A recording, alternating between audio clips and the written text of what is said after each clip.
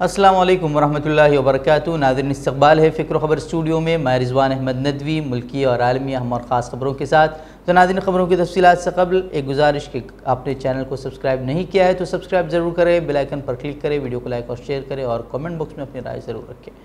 तो नाज़रीन, बढ़ते हैं ख़बरों की तफ़सीलात की तरफ। वही पाकिस्तान की गंदी सियासत वो अब मस्जिद नबवी में तक देखने को मिली है। जी हाँ, जिस मुक़द्दस मकाम पर लोग एक लम्हा भी फजूल गोई से बचते हैं, वहाँ पाकिस्तान की सियासतदानों और कुछ खरदिमाग पाकिस्तानियों की वजह से शर्मनाक वाक़या पेश आया है, अफसोसनाक वाक़या पेश आया है। मस्जिद नबवी में चोर चोर के नारे बुलंद होते रहे। वैसे हमें पाकिस्तान की सियासत से या वहाँ के सियासतदानों से कोई सरोकार नहीं है, लेकिन जिस तरह की तस्वीरें वीडियो सामने आई हैं उसे जहालत कहा जाए या कुछ और, लेकिन एक तरह से मस्जिद नबवी की भी तौहीन की गई है। गुज़िश्ता रोज़ शहर नबी मदीना मुनव्वरा में मस्जिद नबवी के अंदर पाकिस्तान के वज़ीर आज़म शहबाज शरीफ और उनके वफ़द के ख़िलाफ़ बाज़ अफराद ने नारेबाजी की, चोर चोर के नारे लगाए गए।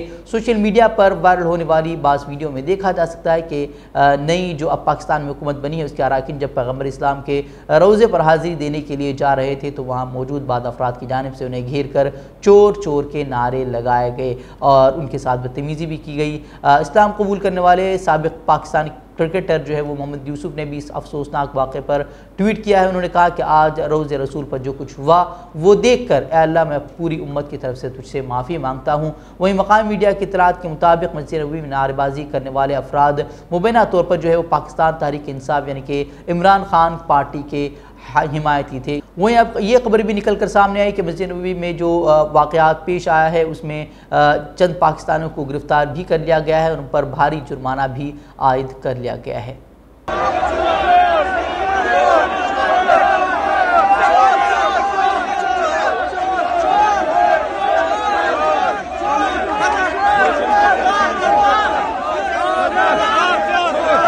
मुल्क में इस तरह के हालात बने हुए हैं। गुज़िश्ता रोज़ इसी को लेकर हैदराबाद की मक्का मस्जिद में जुम्मतुल विदा के मौके पर अपने खिताब के दौरान असदुद्दीन ओवैसी जज्बाती हो गए। दरअसल ओवैसी इस दौरान मध्य प्रदेश और दिल्ली में हुए बुलडोज़र की कार्रवाई पर बात कर रहे थे और इंतहाई वो जज्बाती हो गए और कहा कि मुसलमानों को मुल्क से मिटाने की कोशिश हो रही है, लेकिन हिम्मत नहीं हारना है बल्कि हमें सब्र के साथ काम लेने की ज़रूरत है। उन्होंने कहा कि घबराने की ज़रूरत नहीं है। उन्होंने ये भी कहा कि सुनो मोदी और अमित शाह, हम आपके सामने नहीं झुकेंगे, हम अल्लाह के आगे झुकने वाले हैं और हमारे लिए अल्लाह ही काफ़ी है।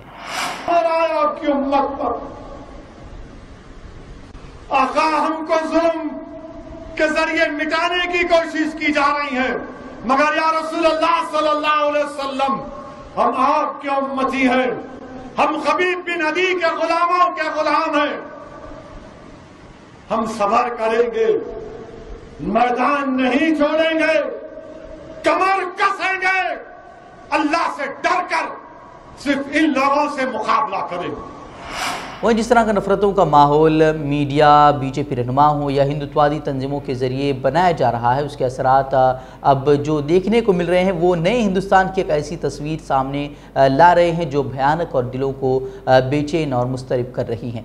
ये वीडियो जो आपकी स्क्रीन पर आप देख रहे हैं वो बताती है कि नफ़रत कहाँ तक पहुँच गई है और मुसलमानों के ख़िलाफ़ जुल्म अब कितना आम होता जा रहा है। और बड़ी हैरत की बात यह है कि अब उनमें न कानून का खौफ है और न अदालतों का, बल्कि अब ये खुले आम उसकी वीडियोस भी बना रहे हैं। वीडियो किस इलाके का है उसकी जानकारी तो फ़िलहाल नहीं मिली है, लेकिन वीडियो डिस्टर्बिंग ज़रूर है कि एक शख्स सिर्फ मज़े के लिए, एक मुसलमान शख्स जो कि अपनी मोटरसाइकिल पर जा रहा है उसको लात मार कर गिरा देता है और उसका साथी या जो भी है वो उसकी वीडियो बना रहा है, जो कि जाहिर करता है कि हालात कहाँ तक पहुँच गए हैं। वहीं वीडियो की बात की जाए तो गुज़िश्ता दिनों वीडियोस वायरल हुई थी जिसमें कुछ गौरक्षक गुंडे एक मुस्लिम शख्स को बंदूक के ज़ोर पर उसे घर से उठा कर ले जा रहे थे और उसकी लिंचिंग की गई थी। और एक और बुजुर्ग शख्स की भी वीडियो आई थी जिसे कार पर डालकर उसके साथ मारपीट की भी वीडियो सामने आई थी और ये वीडियो इंतहाई डिस्टर्बिंग थी और लगातार मांग हो रही थी कि उन गुंडों को गिरफ्तार किया जाए। लेकिन इस दौरान हिंदुत्वा तंजीमों के कारकुनान पुलिस थाने के बाहर किस तरह की बातें कर रहे हैं ये सुनकर आपके होश उड़ जाएंगे और समझ सकेंगे कि इंसाफ की उम्मीदें अब कितनी रह गई हैं और हिंदुत्वादी तंजीमों का कद जो है अब पुलिस से भी ऊंचा किस तरह से हो गया है और पुलिस के सामने वो मारने की बातें कर रहे हैं, कत्ल की बातें कर रहे हैं और लेकिन पुलिस जो है वो खामोश तमाशाई बनी हुई है। कानूनी कार्रवाई भी होगी जो हमारी गौ माता को काटेगा भाई, उनका अब समय आ गया है, लास्ट समय है। अब या तो मर जाओ या मार दो, सीधी सी बात ये है कि लेकिन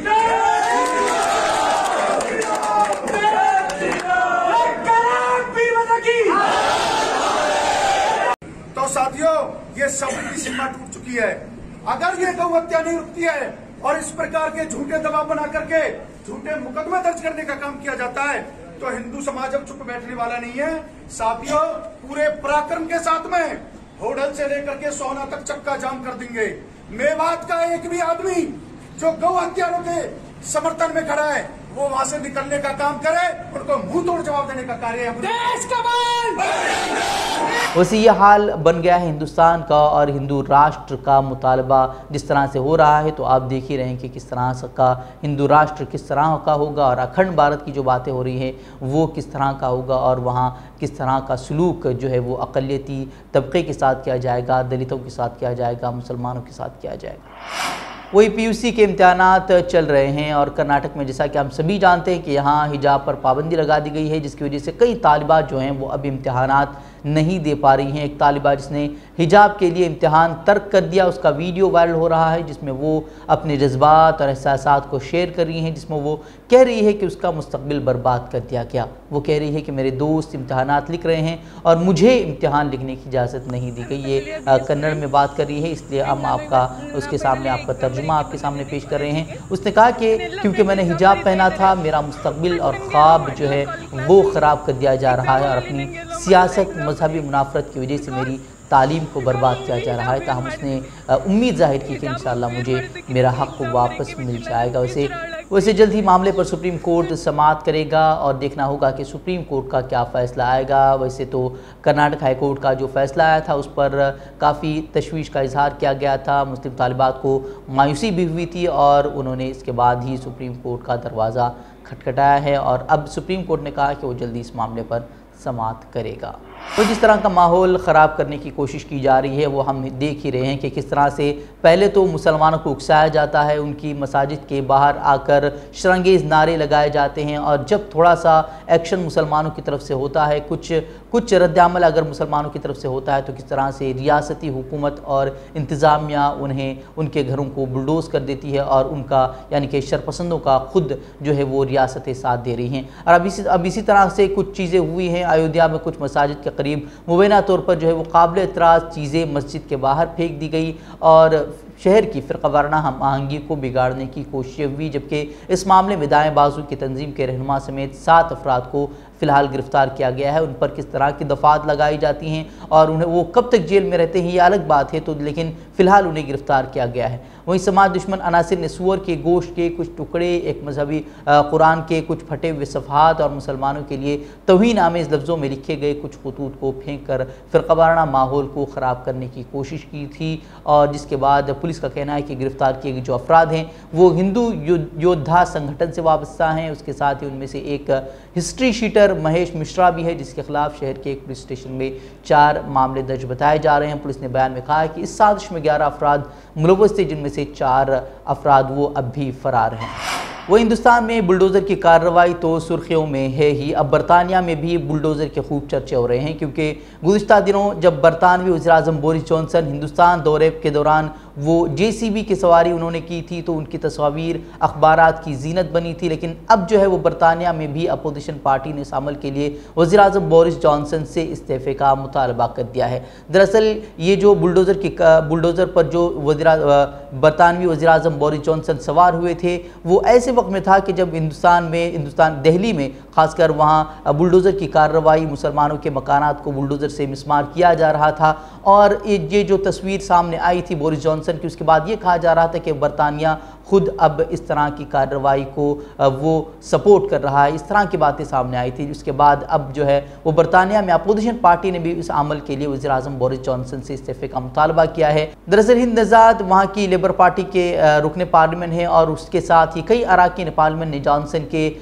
JCB की सवारी को लेकर सवाल उठाए हैं और क्योंकि उस कंपनी के कुछ सामान का इस्तेमाल जहांगीरपुरी में गैर कानूनी तामीरात को हटाने के दौरान हुआ था तो इसलिए उस पर सवाल उठाए जा रहे हैं और उनसे मुतालबा किया जा रहा है कि वो इस्तीफ़ा दे और उसके ख़िलाफ़ उसके ताल्लुक़ से बोले कि वो उन्होंने जो है जो दिल्ली में जो कार्रवाई बुलडोज़र की हुई थी उसको लेकर उनकी क्या सोच है, क्या उनका ख्याल है और क्या उन्होंने इस सिलसिले में वज़ीर-ए-आज़म मोदी से बात की थी। लेकिन जो वीडियो सामने आई हैं वहाँ के रुकने पार्लियामेंट जो है उसने ऐवान में खड़े होकर उनसे पूछा, हुकूमत से पूछा कि क्या हुआ, तो उन्होंने सिर्फ इतना कहा कि वो किसी भी तरह की जो कार्रवाई है, किसी भी तरह के गलत जो काम है उसके वो सपोर्ट नहीं करते, लेकिन उन्होंने उसका कोई सीधा जवाब नहीं दिया कि इस सिलसिले में क्या हुकूमत इनसे किसी तरह की कोई बातचीत हुई है।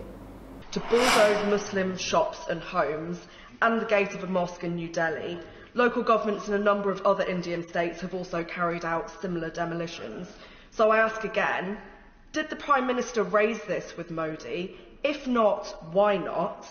And does the Minister accept that the Prime Minister's visit to India has helped to legitimise the actions of Modi's far-right government?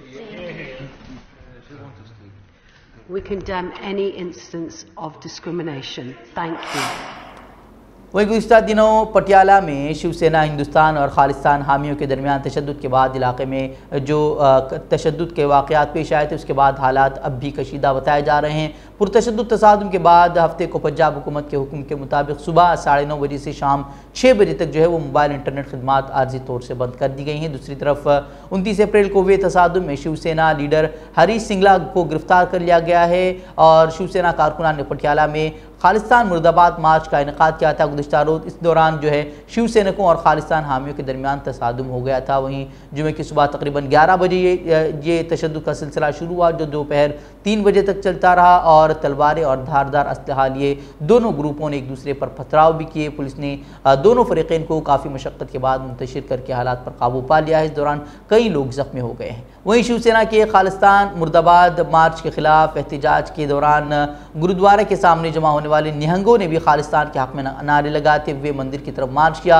वहीं पुलिस ने बताया कि मंदिर की तरफ जाने वाले निहंगों को रोकने की कोशिश के दौरान एक पुलिस एहलकार भी जख्मी हो गया। वहीं पंजाब हुकूमत ने रियासती पुलिस के खिलाफ सख्त कार्रवाई की है और ज़िले में तशद्दुद पर काबू पाने में नाकामी पर 3 आला अफसरान को उनके ओहदे से भी हटा दिया गया है। वहीं हिंदुस्तान में गर्मी की शिद्दत है और इसकी वजह से हर कोई परेशान है और एक तरफ गर्मी से परेशानी हो रही है तो दूसरी तरफ जो बिजली कटौती है उसी की वजह से भी परेशान लोग हो रहे हैं। वहीं इसी दरमियान जो है गर्मी के दरमियान ऑल इंडिया हिंदू महासभा के सरबराह जो चक्रपाणी महाराज है उसने एक बड़ा दिलचस्प बयान दिया है। उसने कहा कि दिल्ली का नाम बदल देने से यहाँ के मौसम का मिजाज भी बदल जाएगा। उन्होंने अपने बयान में कहा कि दिल्ली का नाम बदलकर इंद्रप्रस्थ रख दिया जाए क्योंकि नाम की बहुत अहमियत होती है। उन्होंने कहा कि अगर दिल्ली का नाम बदलकर इंद्रप्रस्थ रख दिया जाता है तो यहाँ बारिश भी होगी और खुशहाली भी आएगी। और कि दिल्ली में आज जहाँ ज़्यादा से ज़्यादा दर्जा हरारत 44 डिग्री सेल्सियस रहने का अंदेशा है तो वहीं कम अज़ कम दर्जा हरारत जो है वो 29 डिग्री सेल्सियस रह सकता है। उससे पहले जुमेरात को सफदरजंग में ज़्यादा से ज़्यादा दर्जा हरारत जो है वो 43.5 डिग्री सेल्सियस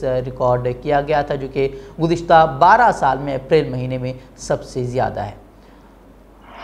और जिस तरह का माहौल नफ़रतों का माहौल देखा जा रहा है और इस तरह से जो नफ़रतें फैलाई जा रही हैं उसी दरमियान अब जामे मस्जिद के शाह इमाम सैयद अहमद बुखारी ने मरकज़ से उन दरवाज़ों को बंद करने को कहा है जिनके ज़रिए से नफ़रत और फ़िरक़ावाराना कशीदगी की हवाएँ समाज में दाखिल हो रही हैं। शाह इमाम ने कहा कि मुल्क और उसके अवाम की तकदीर का फ़ैसला वज़ीर-ए-आज़म और वज़ीर दाखिला को करना है क्योंकि हर सेकुलर शहरी मौजूदा माहौल के बारे में फ़िक्रमंद है। वहीं शाह इमाम मौलाना सैयद अहमद बुखारी ने जहांगीरपुर और मध्य प्रदेश के खरगोन जैसे वाक़यात का जिक्र करते हुए कहा कि समाज में नफरत की दीवार खड़ी की जा रही है। उन्होंने तमाम सेकुलर पार्टियों को भी तनकीद का निशाना बनाते हुए कहा कि रियासत उत्तर प्रदेश में मुसलमानों ने समाजवादी पार्टी को वोट दिया लेकिन समाजवादी पार्टी ने एक बार फिर मुसलमानों का नाम नहीं लिया। वहीं सैयद अहमद बुखारी ने कहा कि हम 70 साल से बेबसी की ज़िंदगी गुजार रहे हैं, हमारे साथ किसी भी सियासी जमात ने अच्छा नहीं किया है जबकि वोटों के लिए तमाम सियासी जमातें हमेशा हमें इस्तेमाल करती आ रही हैं। उन्होंने मज़ीद कहा कि वो वज़ीर-ए-आज़म और वज़ीर दाखिला से मिलकर सूरत हाल उनके सामने रखेंगे। उन्होंने कहा कि